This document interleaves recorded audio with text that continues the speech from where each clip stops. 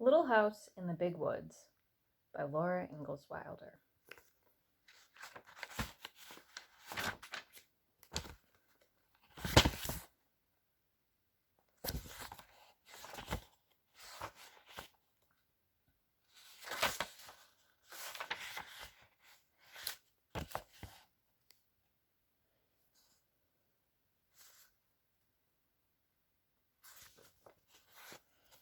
Chapter 1.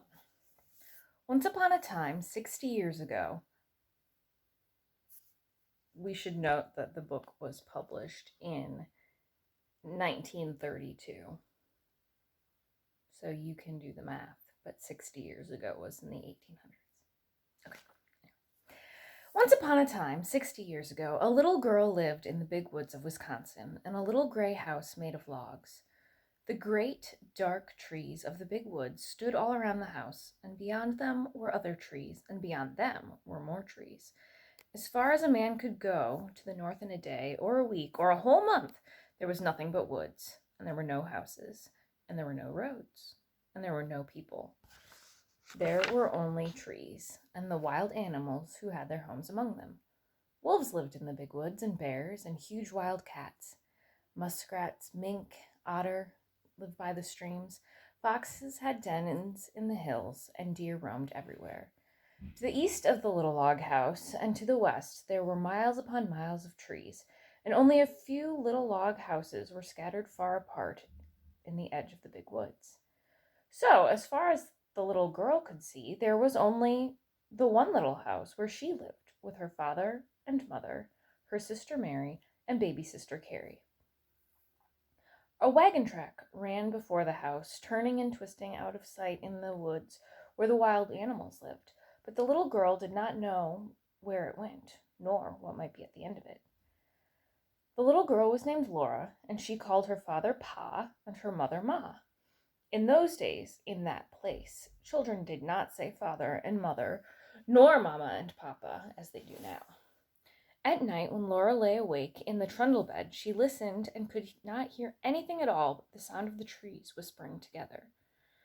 Sometimes, far away in the night, a wolf howled, and then he came near and howled again. It was a scary sound. Laura knew that wolves would eat little girls, but she was safe inside the solid log walls. Her father's gun hung over the door, and good old Jack, the brindle bulldog, lay on guard before it. Her father would say, "Go to sleep, Laura. Jack won't let the wolves in." So Laura snuggled under the covers of the trundle bed close to Mary and went to sleep.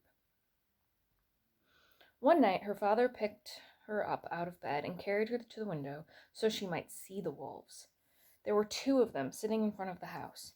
They looked like shaggy dogs. They pointed their noses at the big, bright moon and howled. Jack paced up and down before the door, growling.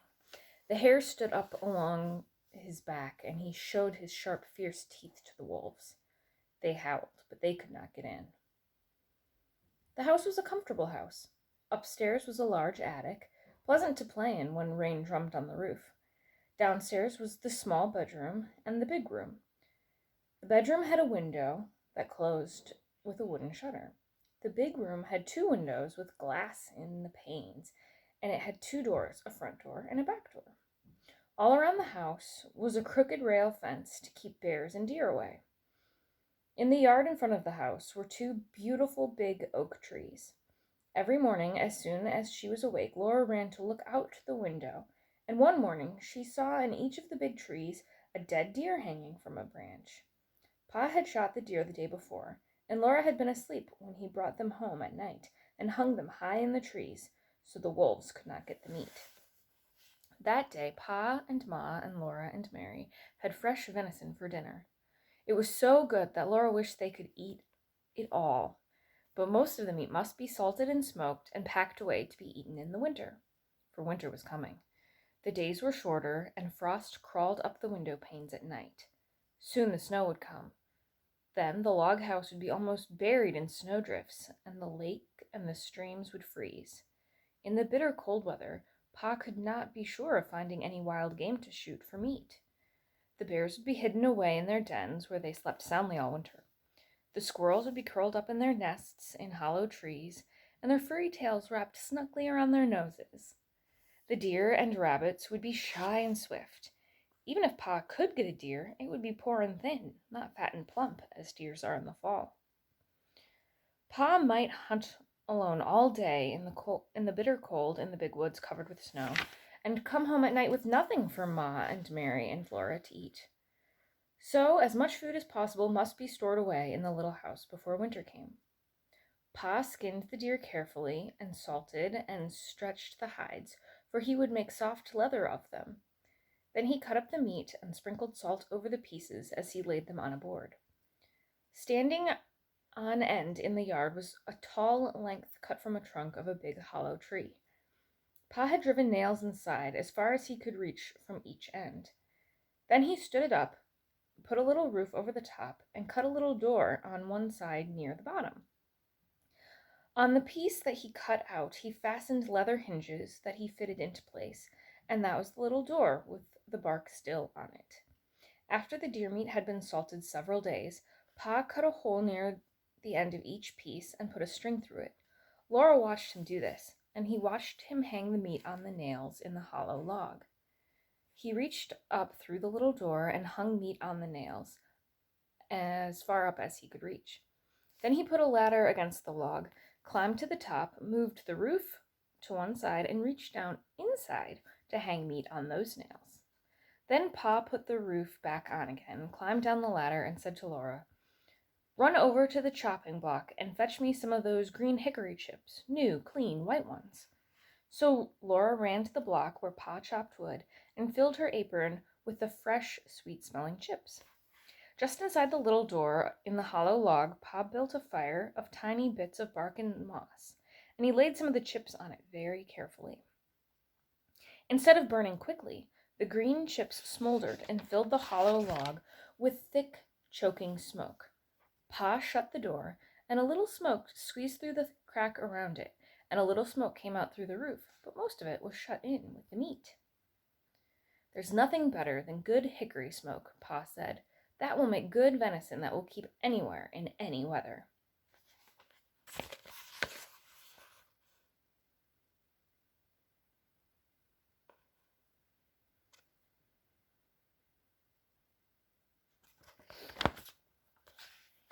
Then he took his gun, and slinging his axe on his shoulder, he went away to the clearing to cut down some more trees. Laura and Ma watched the fire for several days. When smoke stopped coming through the cracks, Laura would bring more hickory chips, and Ma would put them on the fire under the meat. All the time there was a little smell of smoke in the yard, and when the door was opened, a thick, smoky, meaty smell came out. At last Pa said the venison had smoked long enough, and they let the fire go out, and Pa took all the strips and pieces of meat out of the hollow tree. Ma wrapped each piece neatly in paper and hung them in the attic where they would keep safe and dry. One morning Pa went away before daylight with the horses and wagon, and that night he came home with a wagon load of fish. The big wagon box was piled full, and some of the fish were as big as Laura. Pa had gone to Lake Pepin and caught them with a net. Ma cut large slices of flaky white fish without one bone for Laura and Mary. They all feasted on good fresh fish. All they did not eat fresh was salted down in barrels for the winter. Pa owned a pig. It ran wild in the big woods, living on acorns, nuts, and roots. Now he caught it and put it in a pen made of logs to fatten. He would butcher it soon, as the winter was cold enough to keep pork frozen. Once in the middle of the night, Laura woke up and heard the pig squealing.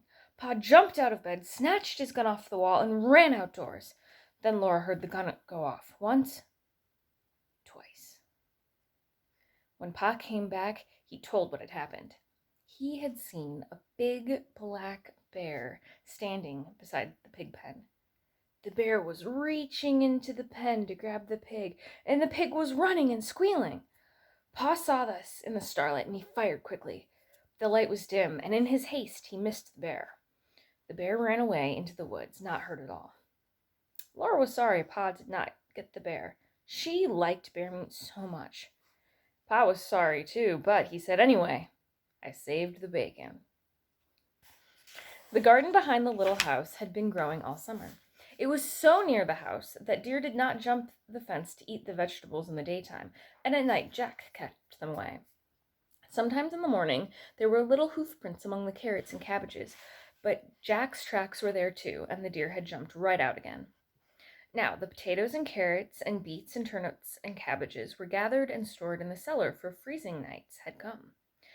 Onions were made into long ropes, braided together by their tops, and they were hung in the attic beside wreaths of red peppers strung on threads. The pumpkins and squashes were piled in orange and yellow and green heaps in the attic's corners. The barrels of salted fish were in the pantry, and yellow cheeses were stacked on the pantry shelves.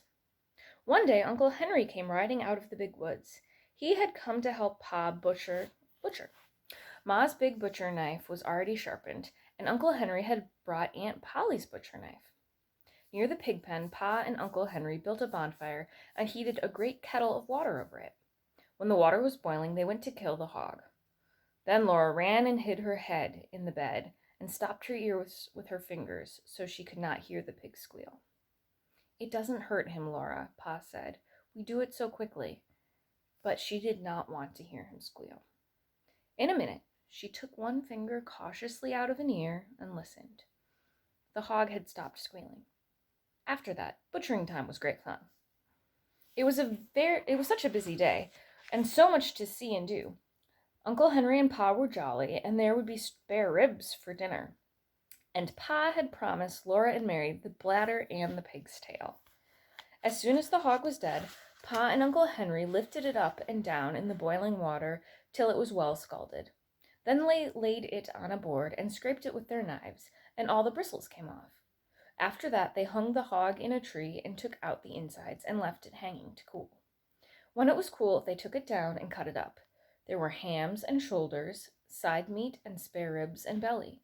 There was the heart and the liver and the tongue, and the head to be made into head cheese, and the dishpan full of bits to be made into sausage. The meat was laid on a board in the back door shed, and every piece was sprinkled with salt. The hams and shoulders were put to pickle in brine, for they would be smoked, like the venison, in the hollow log.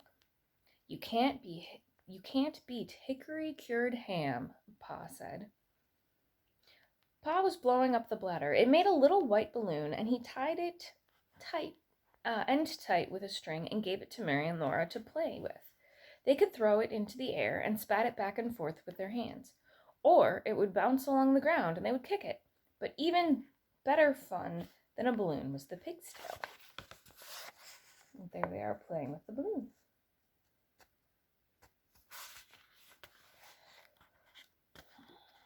Pa skinned it for them carefully, and into the large end he thrust a sharpened stick. Ma opened the front of the cook stove and raked hot coals out onto the iron hearth. Then Mary and Laura took turns holding the pig's tail over the coals. It sizzled and fried, and drops of fat dripped off of it and blazed on the coals. Ma sprinkled it with salt. Their hands and their faces got very hot, and Laura burned her fingers, but she was so excited she did not care. Roasting the pig's tail was such fun that it was hard to play fair, taking turns. At last it was done. It was nicely browned all over, and how good it smelled. They carried it into the yard to cool it, and even before it was cool enough, they began tasting it and burned their tongues. They ate every bit of meat off the bones, and they gave the bones to Jack. And that was the end of the pig's tail. They would not get another until next year. Uncle Henry went home after dinner, and Pa went away to his work in the big woods. But for Laura, Mary, and Ma, butchering time had only begun. There was a great deal for Ma to do, and Laura and Mary helped her. All day and the next, Ma was trying out the lard in big iron pots on the cook stove. Laura and Mary carried wood and watched the fire. It must be hot, but not too hot, or the lard would burn. The big pots simmered and boiled, but they must not smoke. From time to time, Ma skimmed out the brown cracklings. She put them in a cloth and squeezed out every bit of the lard, and then she put the cracklings away. She would use them to flavor Johnny cake later. Cracklings were very good to eat, but Laura and Mary could only have a taste. They were too rich for little girls, Ma said. Ma scraped and cleaned the head carefully, and then she boiled it till all the meat fell off the bones. She chopped the meat fine with her chopping knife in the wooden bowl. She seasoned it with pepper and salt and spices. Then she mixed the pot liquor with it and set it away in a pan to cool. When it was cool, she cut it in slices, and that was head cheese. The little pieces of meat, lean and fat, that had been cut off the large pieces, Ma chopped and chopped until it was all chopped fine. She seasoned it with salt and pepper, with dried sage leaves from the garden. Then with her hands she tossed it and turned it until it was well mixed, and she molded it into the balls. She put the balls in a pan out in the shed, where they would freeze and be good to eat all winter. That was the sausage. When butchering time was over, there were sausages and the head cheese, the big jars of lard, and the keg of white salt pork out in the shed, and in the attic hung the smoked hams and shoulders. The little house was fairly bursting with good food stored away for the long winter. The pantry and the shed and the cellar were full, and so was the attic. Laura and Mary must play in the house now, for it was cold weather outdoors, and the brown leaves were falling from the trees.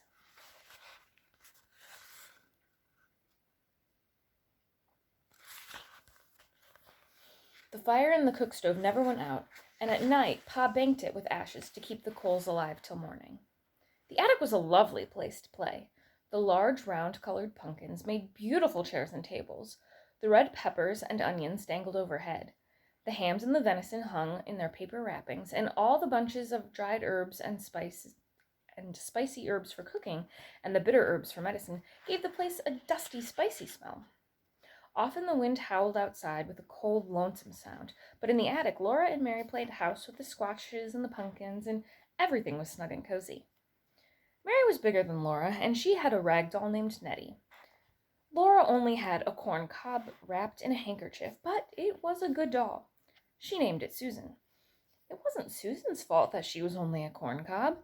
Sometimes Mary let Laura hold Nettie, but she did it only when Susan couldn't see. The best times of all were at night, after supper.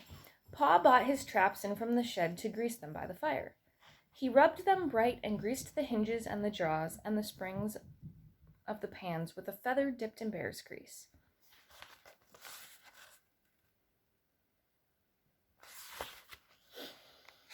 There were small traps and middle-sized traps and great bear traps with teeth in their jaws that Pa said would break a man's leg if they shut on it. When he greased the traps, Pa told Laura and Mary little jokes and stories, and afterwards he would play his fiddle. The doors and the windows were tightly shut, and the cracks of the window frames stuffed with cloth to keep out the cold. But Black Susan, the cat, came and went as she pleased, day and night, through the swinging door of the cat hole in the bottom of the front door. She always went very quickly, so the door would not catch her tail when it fell shut behind her.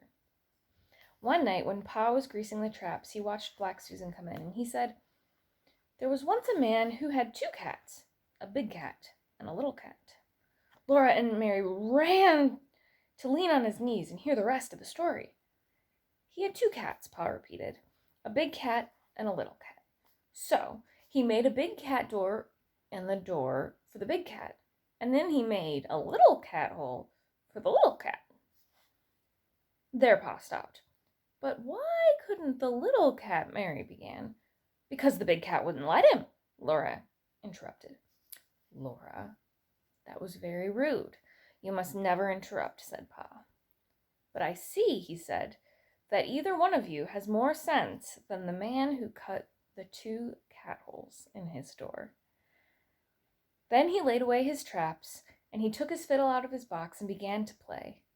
And that was the best of time of all.